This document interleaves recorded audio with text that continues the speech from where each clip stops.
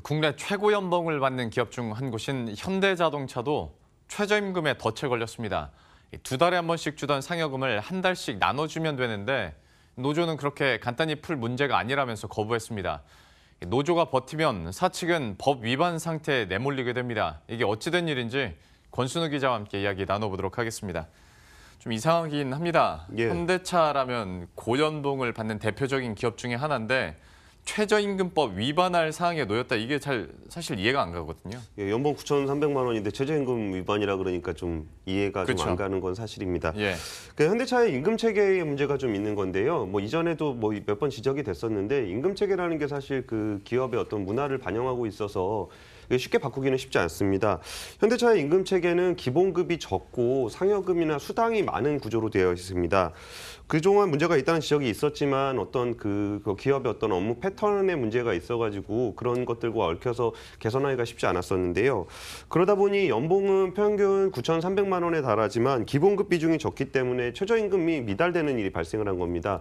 지금 표를 보시면 아실 텐데 일단 문제가 된 최저임금 미만 연봉자는 이제 사원급 아래 연봉 연차가 좀 낮은 급인데요. 예. 기본급이 한 160만 원 정도 되고 상여금과 각종 수당을 합쳐서 한 6,800만 원 정도 된다고 합니다.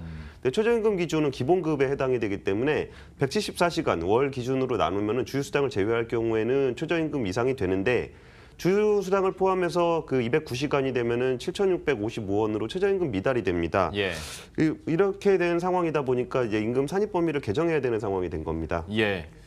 참 그런데 이거 뭐 설명이 약간 나오긴 했습니다만 왜 이런 일이 발생했을까에 대한 궁금증은 여전히 좀 남아 있네요.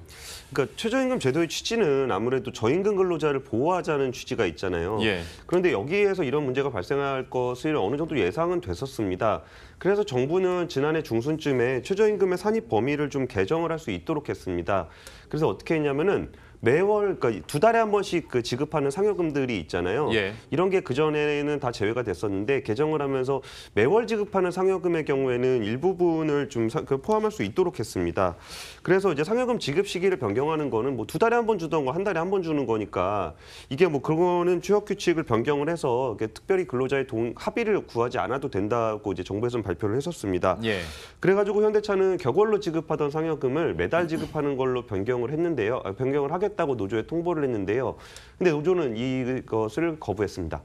아 근데 상식적으로 회사에서 상여금이잖아요. 그냥 월급이 아니라 상여금을 언제 줄게라고 회사가 정할 수 있는 거 아닌가요? 그리고 또 궁금한 게 노조에서 이걸 거부도 할 수 있는 거예요? 그러니까 이 부분이 조금 맹점인데요. 예. 정부가 예상하기에는 근로자에게 불이익을 주지 않는 상여금 지급 변경은 이거는 뭐 취업규칙 변경을 통해서 가능하다라고 좀 설명을 했었는데 문제는 그 상여금 지급 주기가 그 취업규칙 외에도 단체 협약에도 명시가 돼 있다는 겁니다.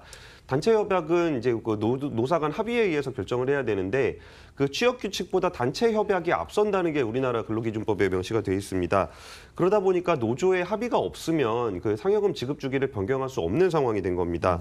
정부는 이제 근로자에게 뭐 불이익이 되는 건 아니니까 그냥 뭐 노사 간 합의해서 바꿔라 그랬지만 단체 협약을 꼭 합의를 해야 된다는 측면에서 지금 발목이 잡혀 있는 겁니다. 하지만 그 노조 입장에서는 그 상여금 지급 주기를 변경을 안 하게 되면은 최저임금법 위반이 되기 때문에 그 오히려 아쉬운 거는 사측이지 노측은 아닙니다. 그래서 그 단체 협약을 개정을 해줘도 뭐 근로자에게 불이익이 되는 건 아니지만 뭐 가만히 냅두면은 오히려 최저임금에 맞춰서 올려줘야 되는 상황이기 때문에 좀 노조가 좀 버티고 있는 상황입니다. 그러니까 주기 변경을 거부하면 최저임금법에 저촉이 되기 때문에 예. 그러면 자연히 그 기본급 인상으로 가지 않겠냐 뭐 이런 시나리오인 거예요? 뭐 그런 것도 있는데 예. 사실 현대차는 지금 그 말씀보다 상황이 훨씬 복잡합니다. 그 현대차 노조에다가 좀 물어봤었는데요. 지급 주기 변경은 오히려 매월 주는 거니까 더 유리한 거 아니냐라고 여쭤봤더니 그 현대차 노조에서는 그 통상임금 때문이라고 이야기를 했습니다. 현대차 노사는 지금 그 통상임금 관련한 소송을 지금 진행을 하고 있는데요. 그 2심까지는 노조가 지금 패소를 했습니다. 네. 그리고 이제 통상임금을 어떻게 규정할 것인가를 두고서 임금체계 개편 논의를 해야 되는데 이런 것들이 같이 얽혀 있기 때문에 이거 단순히 최저임금 하나만 가지고 임금체계 개편 논의를 할 수 없다라고 지금 밝히고 있는 상황입니다. 그리고 이제 그 부분에서 이제 상여금에 이 매월 지급을 하게 되면은 이것도 그럼 통상임금에 포함되는 거 아니냐라고 예. 했을 때 통상임금에 포함이 되면은 이게 이제 수당이라든지 퇴직금 등의 어떤 기준이 되고 있습니다. 그래서 나머지 수당들도 다 같이 올라가는 형국이 되고 일단 또 이렇게 그 아래 연차에 있는 사람들의 그 기본급을 올려주게 되면은 여기는 호봉제이기 때문에 위에 연차 사람들하고 또 충돌이 발생할 수밖에 없는 좀 굉장히 복잡한 상황에 빠져 있습니다. 그러게요. 최저임금법 얘기할 때도 그랬었는데 또 현대차와 관련해서 이제 맞물리니까 더 이야기가 복잡해지는 것 같습니다. 뭐 어떻게 되는지는 한번 지켜봐야 될 것 같은데 만약에 노조 측에서 그러면 어떤 지급 주기 변경을 계속 거부하게 되면 이거는 그러면 어떻게 되는 겁니까? 그러니까 원래 최저임금은 1월 1일부터 시행이 되잖아요. 예. 그러니까 이미 최저임금에 미달되면 법이 위반이 되는데 이게 아무래도 좀 급격하게 인상을 하다 보니까 정부에서는 6개월 동안 유예 기간을 뒀습니다. 그러면 6개월 안에는 이게 개정이 이루어져야 되는데 아까 말씀드렸던 것처럼 이렇게 통상임금하고 같이 얽혀서 단체 협약에 대한 논의를 하게 되면은 6개월 내에 이게 결론이 날 가능성이 거의 없습니다. 이미 분쟁이 이루어지고 있는데 대법원 판결도 6개월 안에 나지 않을 거고요. 그 최저임금법을 위반하지 않으려면은 회사 쪽에서는 기본급을 좀 올려줘야 되는 상황이 될 수밖에 없는데 뭐 이것조차도 아까 말씀드렸던 것처럼 그 기본급 인상에 따른 각종 수당의 증가 그리고 다른 최저임금 이상 되는 사람들과의 호봉 체계 문제들이 있기 때문에 굉장히 좀 난처한 상황이 됐습니다. 근데 이 같은 문제는 최저임금의 범위와 통상임금의 범위를 맞춰야 된다라는 논의는 노동계 전반에서도 이루어지고 있습니다. 그러니까 단순히 현대차라는 회사 한 군데서 노사 합의를 통해서 이루어지기에는 조금 어렵다는 거죠. 근데 지금 칼자루는 노조가 쥐고 있는 형국이어서 이게 어떻게 진행될지 굉장히 좀 난처한 상황입니다. 참 그런데 이런 현상들이나 문제들을 봤을 때 이게 비단 현대차만 가지고 있는 문제는 아닐 것 같고 다른 회사들의 상황은 좀 어떻습니까? 그러니까 현재까지 현대차 내부에서만 보더라도 현대차의 6,000명, 기아차의 1,000명, 총 7,000명에 달하는 사람들이 여기에 해당이 되고 있고요. 예. 현대모비스 같은 경우도 그 현대차하고 임금 구조가 비슷하기 때문에 지금 최저임금법 위반으로 지금 미달이 되어 있는 상황입니다.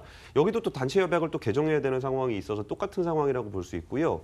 다른 자동차 회사인 르노 삼성 역시 지금 최저임금 미달자가 지금 속출하고 있습니다.